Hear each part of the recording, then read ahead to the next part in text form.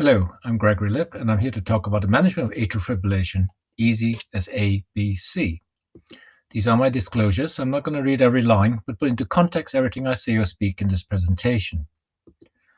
When we talk about atrial fibrillation, if you look at any textbooks in the last decade and any guidelines, it covers some of the many aspects with regard to atrial fibrillation management, and that includes stroke prevention, management of symptoms, particularly heart rate control or rhythm control, and the management of comorbidities and cardiovascular risk factors. And in the real world, we need simple and practical decision-making processes that can be used across the whole patient pathway in an integrated manner for managing atrial fibrillation in a holistic approach. Before even the patient enters the patient pathway, we have to improve the awareness and the detection of patients with atrial fibrillation. So, if we wish to start off with stroke prevention, that's quite easy because you can regard that as A, B, and C. And with A is to avoid stroke, or A is anticoagulation. But even before you start anticoagulation, you need to assess stroke risk. And in relation to assessing stroke risk, let's keep it simple, let's keep it practical, because risk scores are simplifications to help decision making. All clinical risk scores have modest predictive value for identifying high-risk patients. The more complicated risk scores and biomarkers only marginally improve, at least statistically, on risk prediction. And finally, risk is dynamic and risk is not a static process. And indeed, what happens with risk factors is that with aging and with incident risk factors, stroke risk changes. So stroke risk should focus on risk factors rather than the artificial categorization into low, moderate, and high risk strata. So there are many stroke risk factors that have been described. The more common and the more validated stroke risk factors have been used to formulate stroke risk stratification scheme. The one used in most guidelines is the CHA2DS2-VASc score, as shown here. And the differences from the older CHA2DS2 score are highlighted in red. And you see age is a powerful driver of stroke risk. So age 65 to 74 gets 1 point. 75 and above gets 2 points. V is for complicated vascular disease. And sex category, female sex, is a risk modifier rather than a risk factor. Now, risk scores like CHA2DS2-VASc are mere simplifications. And what do I mean by this? It's common sense that a man aged 65 is going to be substantially lower risk of stroke compared to a man who's aged 74. And a man who's 74 years old and 11 months comes to your clinic, gets 1 point, comes back 4 weeks later, becomes 75, gets 2 points. It does not mean that their stroke risk suddenly doubles. Risk is dynamic.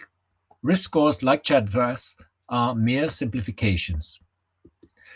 I mentioned also that risk is dynamic. And what do I mean by this? Because there's a tendency to look at a risk factor and look at event rates 5 years later or 10 years later. But the reality is the patients get older and new risk factors occur. And as you can see from these data in the French nationwide registry, look at the patients who sustain an ischemic stroke. The majority show a change with ischemic stroke. The majority show a change in their stroke risk profile. In contrast, those without an ischemic stroke, a large proportion of those patients do not show any change in their risk factor profile. And in terms of risk prediction, the baseline CHA2DS2-VASc score has a modest predictive value, but you will see the highest prediction comes for the follow-up CHA2DS2-VASc and the change in the stroke risk factor profile, which is the delta CHA2DS2-VASc. This is decision curve analysis, and you can see the best clinical usefulness is by assessing the follow-up CHA2DS2-VASc or the change in the CHA2DS2-VASc profile. So in other words, risk is dynamic. Risk needs to be reassessed on a regular basis. And of course, the different risk factors change at different rates. These are data from the Taiwan registries, which look at patients initially at low risk with a CHA2DS2-VASc score 0 in males or 1 in females, and looking at the change in the risk factor profile over time. And what you can see is that the steepest gradients for hypertension, followed by heart failure, diabetes, and vascular disease. And in this cohort of initially low-risk patients, approximately 80% of the cohort would acquire one or more comorbidities about 4 to 5 months after their atrial fibrillation diagnosis. The other way to look at this is if the patients were initially low risk and they present with an ischemic stroke, one of the new comorbidities would have been acquired approximately 4 to 5 months prior to their presentation. So again, re-emphasizing the importance of assessing risk on a regular basis. Not only does stroke risk change, we are also dealing with an arrhythmia that changes. And this is a dynamic arrhythmia as well. And this are some data from the Fukushima atrial fibrillation registry looking at the progression from paroxysmal to sustained atrial fibrillation. So here we have the overall cohort. That's the pre-progression period. That's the peri-progression period, and then the post-progression period. And if you look at ischemic stroke in blue, all-cause mortality in gray, major bleeding in orange, and hospitalization for heart failure, I think it's pretty clear that the worst outcomes are in the peri-progression period. So, given the limitations of all the stroke risk scores, and CHAS-VAS is no exception, given that risk is dynamic, the best way to look at stroke prevention is with the statement, the default is stroke prevention in atrial fibrillation unless they are low risk. And stroke prevention means oral anticoagulation, whether with a well-managed warfarin, with a good time and therapeutic range, or these days increasingly a NOAC or a non-vitamin K antagonist, oral anticoagulant. And this is reflected in contemporary guidelines. These are the CHEST guidelines published at the end of 2018. And in contrast to some of the published guidelines, the CHEST guidelines is based on systematic review and evidence appraisal. And as you can see from the CHEST guidelines, rather than focus into this artificial categorization into low and moderate and high, the CHEST guidelines has this initial step of identifying the low-risk patients, defined as CHAS-VAS score 0 in males or 1 in females. No antithrombotic therapy is indicated. Step 2 is stroke prevention, in other words, anticoagulation, to all other patients with one or more stroke risk factors. You're giving an anticoagulant, therefore you assess bleeding, and the HAS-BLED score is recommended in the CHEST guidelines. Then the next step, step 3, is to make your choice of anticoagulant. And the CHEST guidelines, like most of the guidelines internationally, the NOACs are recommended as the first-line therapy for oral anticoagulation treatment.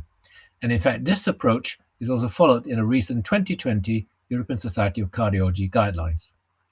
So in terms of anticoagulation, we have the choice of warfarin or a vitamin K antagonist with high therapeutic range or a NOAC. What's the evidence? Well, look at warfarin. And this has been an anticoagulant which has been around for many years. And it's not simply writing a prescription for warfarin and forgetting about it. You have to pay attention to the quality of anticoagulation control. And there's this parameter, the TTR, time in therapeutic range. If the TTR is 70 to 80%, strokes and bleeds are very low. If the TTR is 40-50%, you see the risk of strokes and bleeds are correspondingly higher. The challenge is, given this is warfarin, there's high inter-patient and intra-patient variability, and how do you identify the patients who will do well on warfarin with a good time in therapeutic range? What about the NOACs? We have large randomized trials for the NOACs and also a deluge of large observational data. And this illustrates a point. These are from the Korean registries, but there are similar data from North America and from Europe and elsewhere. Comparing the NOACs in red versus warfarin in pink, look at ischemic stroke. They are about the same. Intracranial hemorrhage, all-cause mortality, and the composite of stroke, intracranial hemorrhage, and all-cause death significantly lower with the NOACs compared to warfarin. So I've talked about A. What about B? B is better symptom management, and this refers to patient-centered and symptom-directed decisions on rate or rhythm control. And why is that? If you look to the data comparing rate control strategies versus rhythm control strategies, at least from the older trials, you'll find that majority of the main clinical outcomes are negative. If you look at mortality, no significant difference. Cardiovascular mortality, no significant difference. Myocardial infarction, no difference. Heart failure symptoms, no difference. Quality of life and stroke, not really different either. And of course, this was unselected general atrial fibrillation populations. And of course, we now have some data on selected atrial fibrillation populations where a rhythm control strategy and in early onset atrial fibrillation plus a very structured follow-up seems to improve outcomes. Don't forget antiarrhythmic drugs. You could arguably say that they are detrimental, particularly to patients with atrial fibrillation and comorbidities. This was the study Andromeda looking at dronedrone for patients with severe heart failure, and this needed to be stopped given the increased risk of mortality or hospitalization in patients with heart failure given dronedrone. Look at all-cause mortality. And this was also significantly worse in the patients on dronedrone compared to placebo. And of course, we nowadays have other interventional procedures as part of rhythm control, and this was the Cabana trial.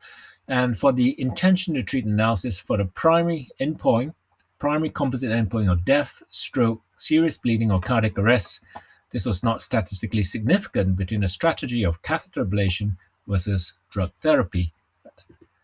However, if you look at all-cause mortality, this was not significantly different. But if you look at mortality or cardiovascular hospitalization, there was a significant benefit in favor of catheter ablation compared to drug therapy in these patients. So we talked about A, avoid stroke. We talked about B, which is better symptom management with rate or rhythm control. Let's talk about C, cardiovascular risk and comorbidity optimization. And this includes lifestyle factors and patient psychological morbidity. So there's a whole host of modifiable risk factors associated with incident atrial fibrillation or atrial fibrillation-related complications.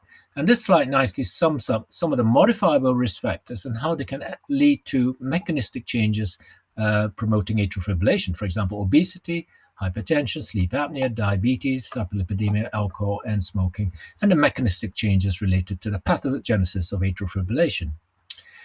And this is important because we need a holistic approach to risk assessment and management of patients with atrial fibrillation, because patients present to general practitioners, often asymptomatically, to non-cardiologists, and the patient is central to all this. And we need an approach that streamlines primary care, secondary care management, as well as the awareness and detection, the so-called patient pathway or the patient journey. And this is the ABC pathway that I highlighted: A, avoid stroke; B, better symptom management; and C, cardiovascular and comorbidity optimization, including lifestyle type changes. And if you superimpose the previous slide on this, you will see here is this patient pathway, including awareness and detection, leading on to the ABC pathway that streamlines primary and secondary care management of patients with atrial fibrillation. The ABC pathway has been tested in a cluster randomized trial. This was the MAFA trial, where patients were randomized, or rather clusters of patients were randomized to usual care versus ABC pathway based on mobile health technology supported app. The primary outcome is shown on the top left here, the composite of ischemic stroke, thromboembolism, death, and hospitalization. And it's pretty clear that this is in favor of the ABC pathway compared to usual care. This was largely driven by hospitalizations, as you can see here. And if you look at the forest plot for all the different subgroups, do bear in mind that each of the individual subgroups are not adequately powered, but look at the point estimates. They are virtually all to the left of the vertical line, favoring the MAFA intervention with the ABC pathway compared to usual care. So let me sum up. In terms of management of atrial fibrillation, as easy as ABC, we need to improve the awareness and detection of atrial fibrillation. The default is stroke prevention, unless they're low risk. That's the A, avoid stroke, or A is anticoagulation. Remember that risk scores are simplifications to aid decision making. Not all the risk factors carry equal weight, and risk is dynamic, not static. We have more complicated risk scores and biomarkers. They marginally improve on prediction, at least statistically. Additional decision steps in the management of atrial fibrillation include symptom management with decisions on rate or rhythm control, which are patient-centered and symptom-directed. That's the B, better symptom management. And the C is cardiovascular and comorbidity risk management, including lifestyle changes. We therefore need a proactive and integrated approach to the management of atrial fibrillation. Let me persuade you this is as easy as A, B, C. Thank you for your attention.